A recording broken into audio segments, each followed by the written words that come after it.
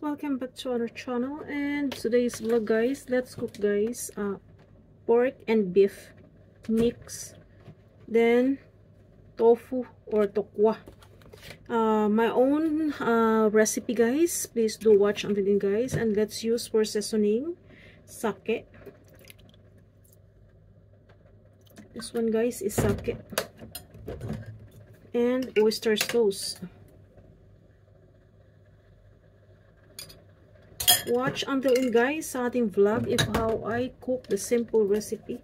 Just only 2 plus what we call this, this one is fish seasoning, guys. That one is carrots. Wala sa isip. And ponzu, guys, ay a mixture of soy sauce, a sweet, not sweet, a soy sauce with something mixed with citrus, then black soy sauce. This powerful seasoning, guys, could make your cooking delicious. Just only this one. And let's start slicing the tofu. This one, guys, is a little bit fry, but not deep fry, okay? Something like this. Ready to eat, guys. You can eat this with soy sauce and wasabi, or you can add to your cooking, no problem. Please watch with bakod, guys, and please do share our simple recipe. So yun, guys, on the pan, let's put cooking oil or olive oil if you want, or cooking oil.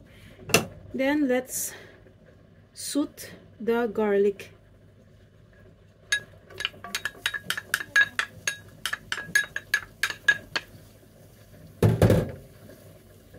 And let's put the meat, a mixture of pork and beef, guys. Giniling in Tagalog. Wow, pancit, guys.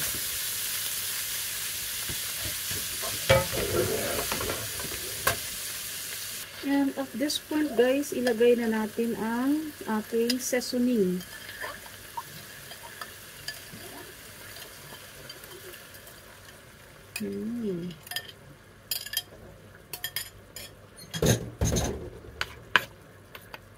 Let's put the seasoning.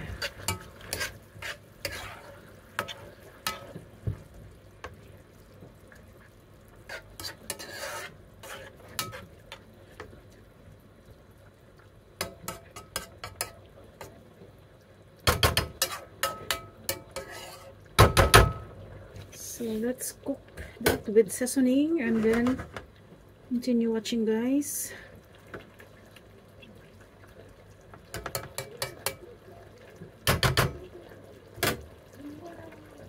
So ayan, guys, medyo na half na yung ating seasoning. So meaning to say, luto na yan. Then let's add the carrots.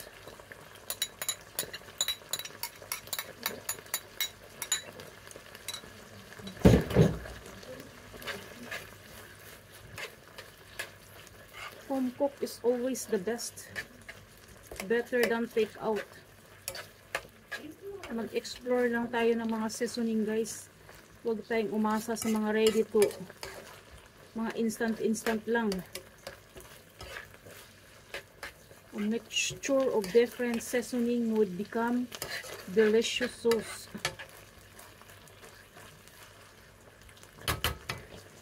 Then let's add now the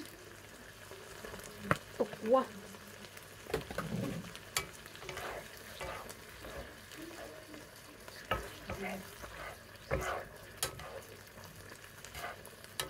You can add this sibuyas dahon, guys, if you have. Ako ubos lang aking sibuyas dahon sa aking freezer, kaya wala akong sibuyas dahon. That's okay. Sibuyas dahon is just only toppings. Spice. Garlic lang ating spice.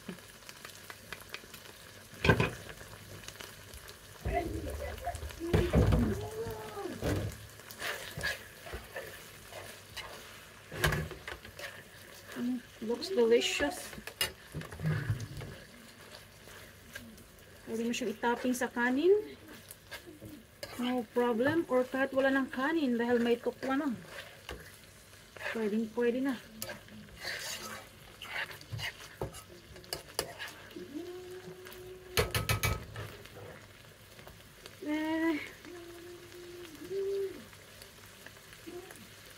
I need this one. Gusto ko ang aking kusina ay malinis habang ako ay nagluluto. Don't like kalat in my kitchen. Ating halo-halo na lang guys dahil ang ating tukwa ay luto na siya. And it's ready to serve na. Perfect for dinner.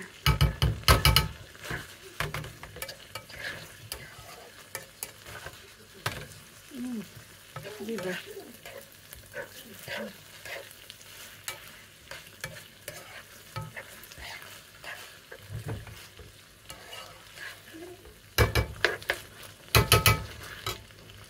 So yun guys, aray, nahulog naman.